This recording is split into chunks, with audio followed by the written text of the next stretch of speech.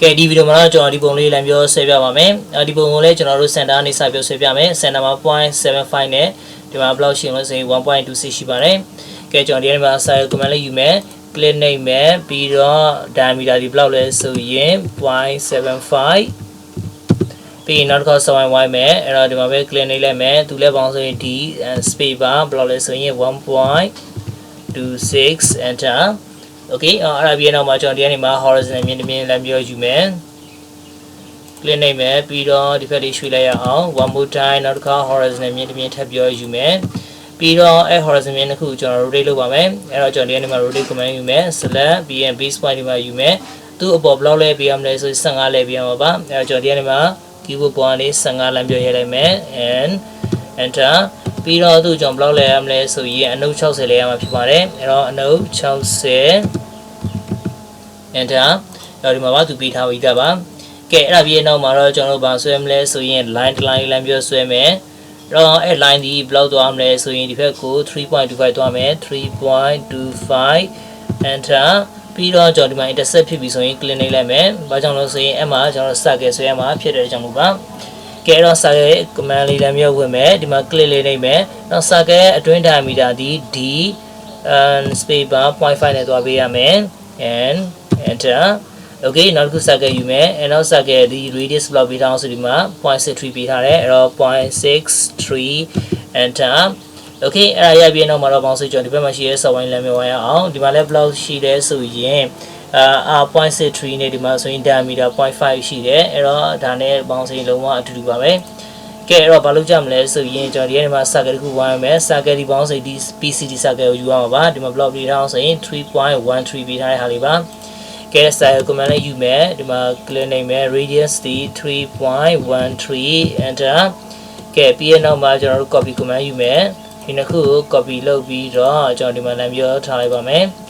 ကဲအဲ့ဒါပြီးနောက်မှာကျွန်တော်တို့ဒီ circle လေးကိုကျွန်တော်တို့ဒီကောင်လေးနဲ့tangent ကြောင့် offset လုပ်မယ် o space bar ဒီ radius တန် offset လုပ်မှာဖြစ်ပါတယ်အဲ့ဒါမှသူကtangent ကြမှာပါအဲ့တော့ကျွန်တော်တို့ offset radius က 0.25 သွားမယ်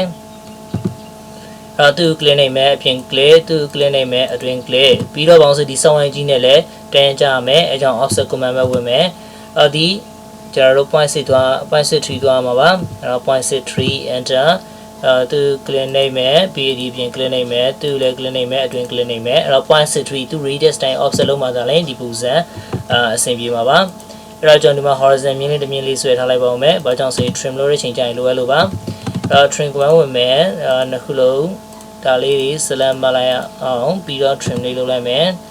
ပြီးတော့သူတို့ select မပြောလမ်းဖြတ်လိုက်ရအောင်ဒါဒီနည်းနည်းတော့ပြင်လေးထုတ်ထားရင်ပိုပြီးကောင်းပါတယ် so ကျွန်တော်ပြင်လေးနာမည်နဲ့ထုတ်ထားလိုက်ပါမယ် okay အဲ့တော့ trim လုပ်ဖို့ကပေါင်းစီဒီမှာလေးလိုသေးပါတယ်ဒါတွေ trim လုပ်မယ်ဒါတွေ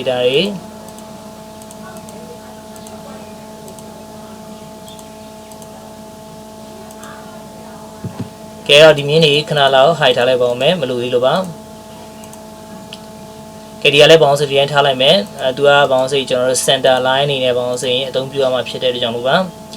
ကဲအဲ့ဒါပြီးနောက်မှာတော့ကျွန်တော်ဘာလုပ်မလဲဆိုရင်ဒီမှာဒီ software လေးဝိုင်းမယ်သူဒီအပေါ်ဘလောက်ကွန်ဆို 2.17 သွားမှာအဲ့တော့ကျွန်တော်ဒီကနေမှာ style command လေးဝင်မယ်ပြီးတော့ tk command လေးဝင်မယ်အဲ့တော့ first tracking point ဒီမှာ click နှိပ်မယ်အပေါ်ဘလောက်သွားမလဲဆိုရင် 2.17 သွားမယ် enterညာဘက်ကိုဘလောက်သွားမလဲဆိုရင် 0.91 သွားပေးရမယ် and enter ပြီးတော့လူချင်းနဲ့ရောက်ပြီဆိုရင်နောက်တစ်ခါ enter အဲ့တော့သူ block နဲ့ဝယ်ရမလဲဆိုရင် 1.25 နဲ့ဝယ်ရမယ် 1.25 enter okay အဆင်ပြေပြီအဲ့ဒါပြီးနောက်မှာကျွန်တော် line နဲ့ဆက်မယ်အဲ့တော့ overhead snap ကနေပြီးမှ tangent လေးလမ်းပြောယူပါမယ်ပြီးတော့နောက်တစ်ခါ tangent လမ်းပြောယူမယ် click and space bar ကဲ one more time ကျွန်တော်တို့ပေါင်းစီဒီကနေမှ line command လေးယူမယ် tangent ပြီးတော့ဒီကနေလည်းပြန်ပြီး tangent လမ်းပြောယူမယ်okay သူ invalid point ပြောနေရကျွန်တော်နေရာတစ်နေရာနဲ့နှစ်ခါယူမိလို့ပါကဲ one more time ပြန်ပြီး try လိုက်မယ် tangent command ဒီမှာ click နှိပ်မယ် shift right click tangent ဒီမှာ click လိုက်မယ် space bar ပြီးတော့ trim လုပ်လိုက်မယ်ကဲအဲ့ဒါပြီးတော့မှကျွန်တော်ဒီ line လေးကို offset လုပ်ပါမယ်space bar တော့ offset ဘယ်လောက်လုပ်မလဲဆိုရင်ကျွန်တော်တို့ဒီ center လေး offset လုပ်ပါမယ်အဲဆို radius တိုင်း offset လုပ်ပြရမှာ 0.63 ပဲကဲသူ click နှိပ်ပြီးရင် တွင်းလုပ်လိုက်ရအောင်ကဲအဲ့ဒါပြီးတော့မှကျွန်တော်ဒီမှာ fill လုပ်ဖို့လိုနေတယ်အဲ့တော့ fill command ဝင်မယ်အဲ့ တော့ film မှာ radius ဘယ်လောက်သွားမလဲဆိုရင်ဒီမှာဒီကောင်သွားမယ်ဒါဒီဘယ်လောက်1.25ပေးထားတယ်နောက်တစ်ခုဒီ 0.63 ပေးထားပါတယ်ကဲတော့ဒီမှာ 0.63 ကဝင်ပြီးသားဆိုတော့ကျွန်တော်တို့ 0.63 အရင်ဝိုင်းလိုက်ကြဆို and space bar ကျွန်တော်ဒီကနေမှ multiple ယူလိုက်မယ်သူ clear နေမယ်သူ clear နေမယ်ပြီးတော့ space bar ထပ်နေမယ်ကဲတော့ပြန်တော့မှာ1.25 enter ပြီးတော့သူ clear နေမယ်သူ clear နေလိုက်မယ် and အဆင်ပြေပြီကဲပြီးတော့ trim လုပ်ဖို့လုပ်ပြီးသေးတယ်သူ trim လိုက်မယ်ပြီးတော့ကျွန်တော်ဒီကနေပြောင်းမယ်ပေါ်လိုက်ပါမယ်သူတို့အားလုံး slam မယ်ပြီးတော့ပေါ်လဲပါတယ် space bar တော့ center နဲ့ယူချင်းယူ line ပေါ်နဲ့ယူချင်းယူကြိုက်တဲ့ယူလို့ရတယ်ကဲအဲ့ဒါပြီးတော့မှကျွန်တော်တို့ fill command ပြန်ပြီးတော့ဝင်မယ်ဝင်ပြီးချိန်ကြာရင်ကျွန်တော်ဒီမှာရှိတဲ့ 0.38 ကို fill လုပ်မယ်အဲ့တော့ radius ဝင်မယ်အဲ့တော့ 0.38 enter ပြီးတော့ဒီနေရာ clear နိုင်မယ်ဒီနေရာ clear နိုင်လိုက်မယ်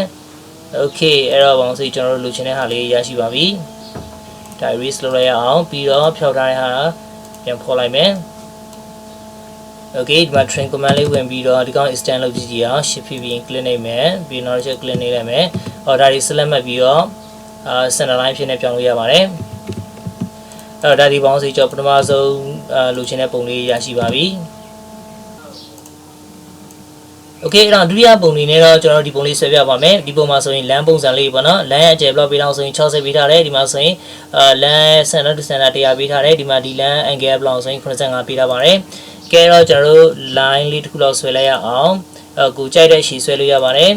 ကဲအဲ့ဒါပြီးတော့မှကျွန်တော်တို့အဲ့ line ကို offset လုပ်မယ်ဘာကြောင့်ဆိုရင်ကျွန်တော်တို့ line ရဲ့ကျယ်က60ပေးထားတယ်ကျွန်တော် different ချက်စီဆိုတော့ဒီကနေပြီးမှ30ဘက် offset လုပ်မယ်ဒီကနေ30ဒီဘက် offset လုပ်ပါမယ်ကဲအဲ့ဒါပြီးတဲ့အချိန်ကြာရင်ကျွန်တော်တို့ကပေါင်းဆိုရင် copy ပွားမယ်ဒီ line လေးပေါ့နော်အဲ့ဒီမှာသူဒီ block ကောင်ဆိုအောက်ဘက်ကို100กว่าပါတယ် and enter အဲ့ဒါပြီးရင်နောက်မှာကျွန်တော် offset command ပြန်ဝင်မယ်အဲ့တော့ offset အပေါ်ဘက်ကို30အောက်ဘက်ကို30အဆင်ပြေပါပြီကဲအဲ့ဒါပြီးတော့မှကျွန်တော်ဒီမှာအလဲကနေပြီးမှline လေးတစ်ခုလောက်ဆွဲထားလိုက်ပါမယ် rotate လုပ်ဖို့ပါကဲ rotate command ဝင်မယ်ဒီ line နှစ်လမ်းလုံးကို select မှတ်မယ် base point ဒီမှာယူရအောင် copy ပွားမှာဖြစ်တဲ့ကြောင့်မို့ C command ပြီးတော့ block degree လဲမလဲဆိုရင်85 degree လဲမယ် and enter okay အဲ့ဒါပြီးတော့မှကျွန်တော်မလိုတာရှိရင် trim ရအောင် okay အဲ့တော့မ train ခင်ကျွန်တော်ဘာလို့လဲဆိုရင်ဒီ center ဘဟိုတွေကိုကုစားပြုတဲ့ line တွေကိုခဏ highlight ပါမယ်သူ့ပြီးမှကွက်ကိုပြန်ဖော်ပြီးတော့ center line ဖြစ်ပြောင်းပေးပါအဲ့တော့ isolate ပြီးတော့ကျွန်တော် highlight မယ် okay အဆင်ပြေပြီပြီးတော့ train command ဝင်မယ်ကဲ train ရပေါင်းစိဒီဟာတွေဖြတ်မယ်ပြီးတော့ကျွန်တော်တို့ဒီဟာလေးဖြတ်မယ်ဒီကောင်မဖြတ်သေးပါဘူးဘာကြောင့်ဆိုကျွန်တော်တို့center နဲ့လိုအပ်လို့ပါကဲအဲ့ဒါပြီးနောက်မှာဘာလုပ်လဲဆိုရင်ကျွန်တော်ဒီမှာရှိနေတဲ့ white တွေဝိုင်းရအောင်ဒီ white ဒီ center ကနေပါဒီထိကိုသူ block ပြီးတော့ဆိုရင် center line ထိ150ပေးထားတယ်ဒါပေမဲ့ line ရဲ့အခြေကိုနှုတ်မယ်ဆိုရင်ကျွန်တော် block ရှိမလဲဆိုရင်သူဒီ30နှုတ်မယ်ဆိုရင်120ရှိမှာပါကျွန်တော်အဲ့ဒါနဲ့ white ပါမယ်ကဲတော့ဒီကနေယူမှာဘာလုပ်လဲမလဲဆိုရင်10 radius ကိုယူမယ် clear နေမယ်ဒီမှာ clear နေလိုက်မယ်ဘယ်လောက်လဲဆိုရင်120 enter ပြီးတော့ offset ဘယ်လောက်လုပ်လဲမယ်ဆိုရင်ကျွန်တော်တို့60လုပ်ပါမယ်ဘာကြောင့်ဆိုရင် line ကျက်ဒီ60ပြီးထားလို့ပါ okay အဲ့ဒါပြီးတော့မှကျွန်တော်ဒီဖက်လည်း line မျိုးဆွဲလိုက်မယ်သူဒီ block ဆွဲပေးရမလဲဆိုရင် center ထိရဒီမှာ130ပေးထားတယ်အဲ့တော့သူ့ကိုလည်းကျွန်တော် block လုပ်မလဲဆိုရင်30 line မျိုးလုပ်လိုက်ပါမယ်အဲ့ဆိုရင်ကျွန်တော်100နဲ့မှ80ရှိမှာပါကဲ10ယူအောင်ဒီမှာ clear နေမယ်ဒီမှာ clear နေမယ်အဲ့တော့ကျွန်တော်ဒီမှာ180 line မျိုးယူလိုက်မယ် enter ပြီးတော့သူ့ offset လုပ်မယ်60ပဲ clear နေမယ်အပြင်ဘက်ကို clear နေမယ်ကဲမလိုတာရှိရင် twin ရအောင်ကဲမ twin ကြီးကျွန်တော်တို့ rotate လုပ်လဲရပါတယ်ဒီတစ်ခု select မှတ်မယ် space bar အဲ့တော့ base point ကိုကျွန်တော်ဒီအလယ်မှတ်ကိုလည်းမျိုးယူမယ်စုံမှတ်ပေါ့နော်ဒီမှာအဲ့ပြီးနောက်မှာကျွန်တော် block လဲမလဲဆိုရင် copy လေးပွားပြီးတော့180လဲပါမယ် okay အဆင်ပြေပြီအဲ့တော့ကျွန်တော်တို့မလိုတာရှိရင်အကုန်လုံးလိုက်ပြီးတော့ trim လိုက်လို့ရပါပြီ okay အဲ့တော့ကျွန်တော်လူချင်တဲ့ပုံလေးရရှိပါပြီအဲ့တော့ဒီမှာပေါင်းစီခုနဖြောက်ထားတဲ့ line တွေကိုဖော်ပြရှင်ရရင် center line ဖြစ်ပြောင်းလဲလို့ရပါတယ်